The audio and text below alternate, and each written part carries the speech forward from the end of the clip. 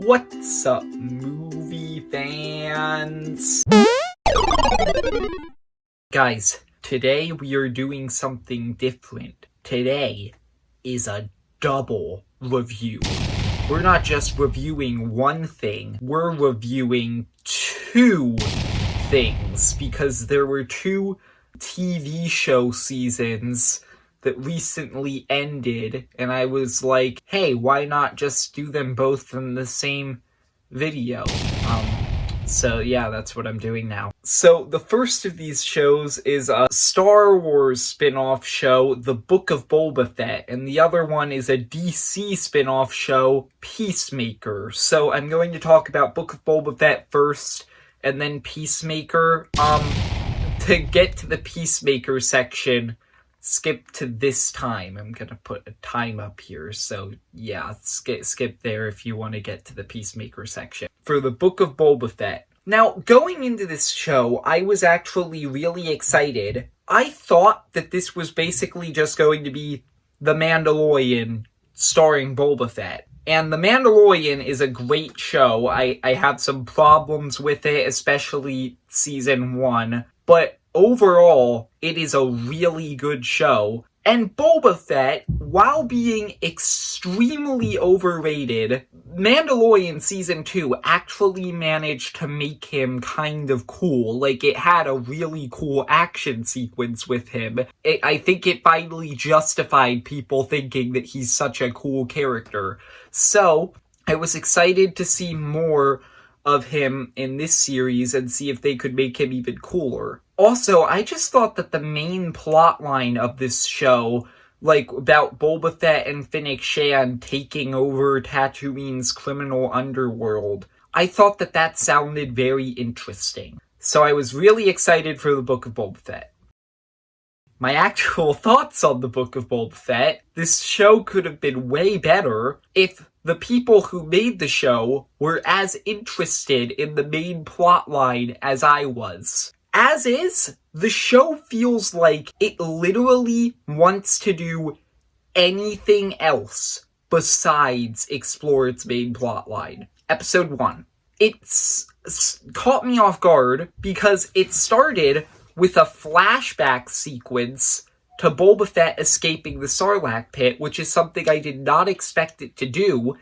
And then, the first 4 episodes of the show are actually 2 different stories. One of them is the modern-day main plotline of the show, and the other one is the aftermath of Boba escaping the Sarlacc pit, and it's kind of filling in the blanks of what happened between Return of the Jedi and The Mandalorian. Here's the problem. One of these plot lines is really, really interesting, and I really enjoyed it.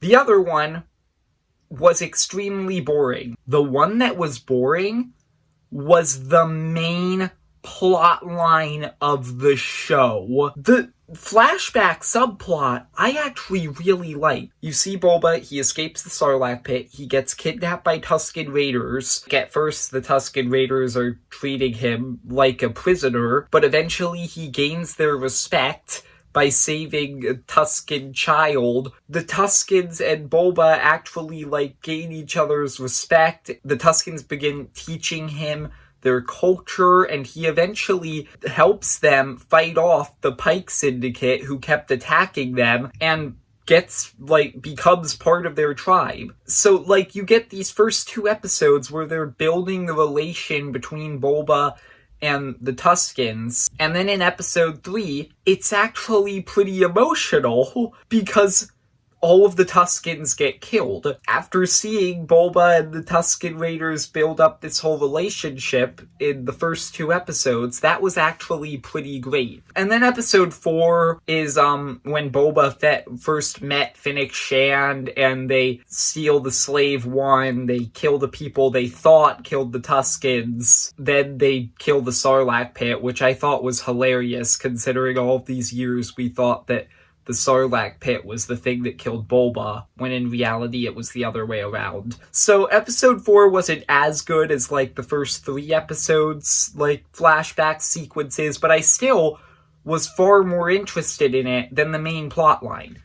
Meanwhile, with the main plot line, everything that happens in the main plot line of the show in the first 4 episodes feels like setup. And this show only has 7 episodes. So when over half of the show feels like setup, that's not a good thing. In episode 1, Boba gets attacked by the assassins. He captures one of them and kills the rest. Okay, that's literally the only thing that happens in the flashback sequences in the whole episode. Episode 2, he finds out the mayor hired the assassins. He goes to the mayor. Makes no progress with that. Then he gets confronted by Jabba the Hutt's cousins and this cool-looking Wookiee assassin. That's kind of cool. That's all that happens in episode 2. Episode 3, he gets attacked by the Wookiee assassin, and then the twins apologize for sending the Wookiee assassin, and then they just kind of leave the show. That's it. That I don't even get why they were in the show. They didn't contribute anything to the main plot line. Then Boba finds out that the mayor is working with the Pikes. That's all that happens in that episode. Every single episode feels like setup. Like, obviously, a show is supposed to set up its finale, but that's not all it's supposed to do. There's supposed to be other entertaining stuff that happens before you get to that point. Otherwise, there's no point to watching the show. And another thing, why is it that Boba Fett isn't allowed to be cool in his own show? Every single action sequence, he gets his butt kicked. Episode 1, he gets absolutely destroyed by these assassins, and meanwhile Fennec Shand is just taking them out with ease. In episode 3, these weird cyborg people who feel like they should be in a different show manage to take on the Wookiee Krishantan, while he, once again, gets beat up. Why isn't he allowed to actually contribute to the action in his own show? So yeah, the first 4 episodes, they were just very mixed to me. Now, episodes 5 and 6 were really, really good. And Boba Fett across those 2 episodes is only in one scene, where he doesn't even speak. Episodes 5 and 6 are basically just The Mandalorian Season 3, Episodes 1 and 2. Why? Mando has his own show. Why did you need to give him episodes in this one when you could have just saved those for The Mandalorian Season 3? I still loved those 2 episodes far more than anything else that happened in this show. Mando's story is just more interesting than Boba Fett's.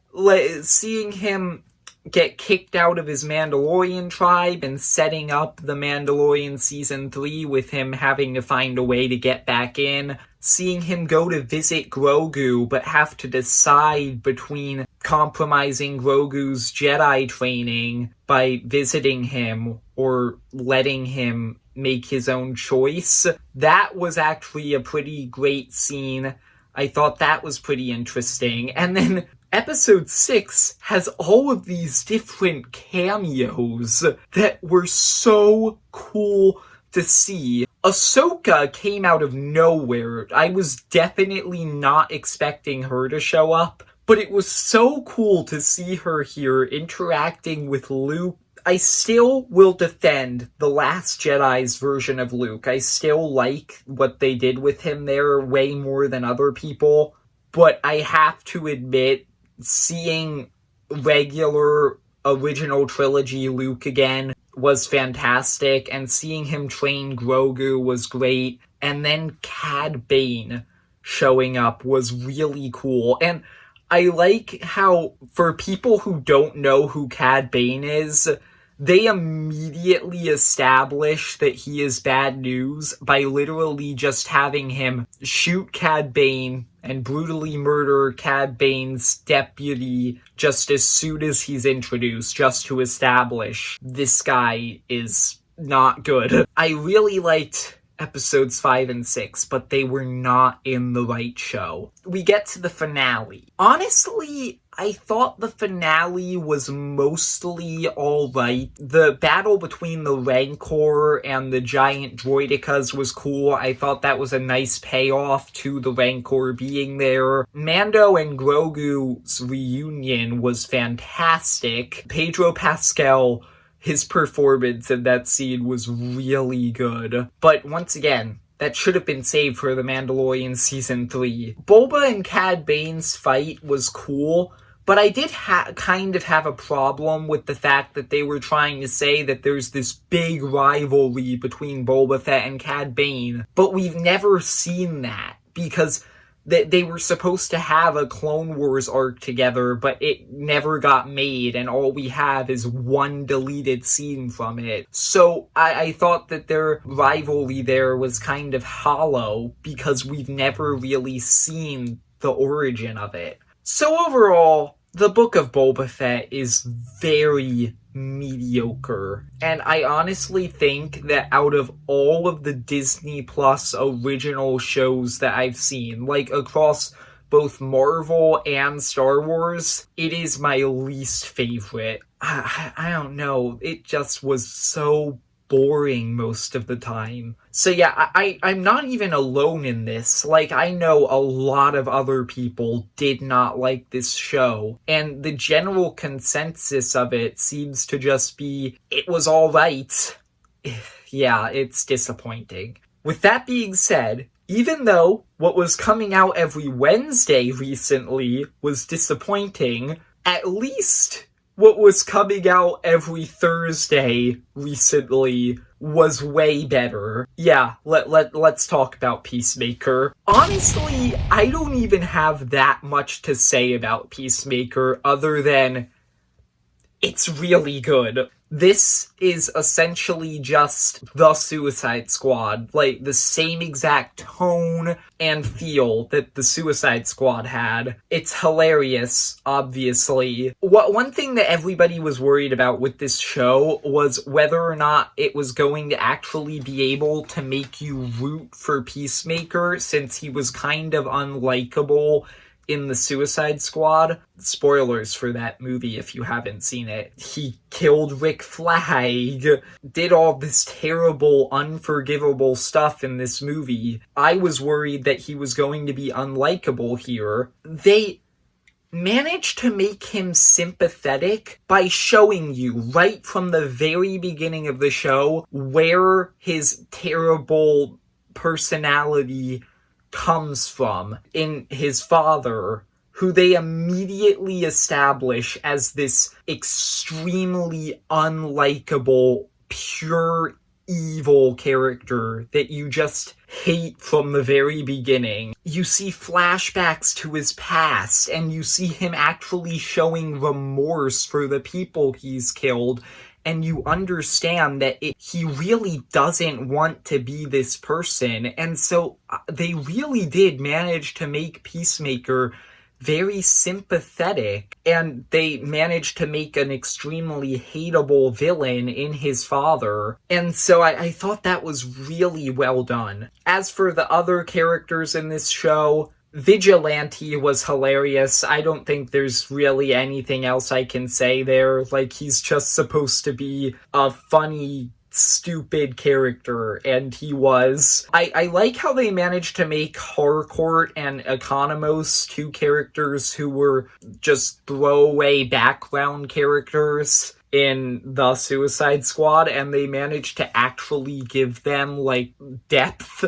I thought that Myrn was interesting, since he was, like, the only butterfly that believed in the human race and believed they could be better. And I thought that Adebayo, I honestly had a bit of a problem with her, because the whole show, she's saying that she can't, like, do this, and she wasn't made for this type of mission where they're killing people. And then at the end of the show, you get this payoff where she's kind of just like, yeah, I can do this. And I was kind of like, where did that come from? Like, the only thing that happened was she saw Eagly hug Peacemaker, and suddenly she's just fine with all of this. I thought that was a bit weird, but I still thought overall she was a cool character. The scene at the end of the series where she exposes Amanda Waller in Task Force X, after seeing the Suicide Squad, that was so satisfying to finally see Amanda Waller, that was really satisfying. The intro of Peacemaker, gold, just solid gold. That's all I need to say. So overall, I really liked Peacemaker. It was hilarious. It was a great show. The cameo in the last episode was absolutely hilarious. I can't believe that James Gunn was able to get away with that. That was awesome. So overall, yeah, I really like Peacemaker. Did not care that much for the Book of Boba Fett. That's my thoughts on Peacemaker and the Book of Boba Fett. If you've seen these shows, comment down below. What did you think? And that's all I have to say, so if you enjoyed, leave a like and subscribe, and see ya, movie fans.